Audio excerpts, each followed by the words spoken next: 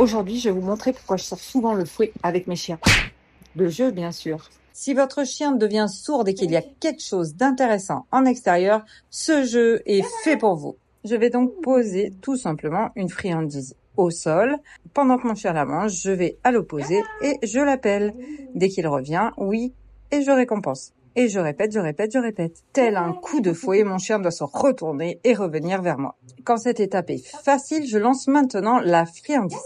Petit à petit, le demi-tour devient de plus en plus rapide et c'est le fameux coup de fouet. Et bien sûr, on va au rythme de son chien. Ici, avec ma belle, les coups de fouet sont beaucoup moins rapides, mais je m'adapte en fonction de son âge et de son état physique de la journée.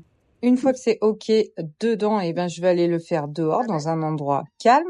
D'abord en posant ma friandise au sol et ensuite en lançant ma friandise. Mais l'idée est la même, je veux qu'en un coup de fouet, mon chien revienne vers moi. Et je répète, je répète, je répète. Et maintenant que c'est facile dans ce lieu où il n'y a pas beaucoup de distractions, je vais aller me challenger dans un lieu où il y en a beaucoup plus.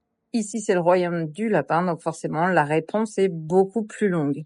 Donc, on patiente et voilà, ça marche. Donc, si votre chien devient sourd dès qu'il y a quelque chose d'intéressant, ce jeu est fait pour vous. Bon entraînement à tous!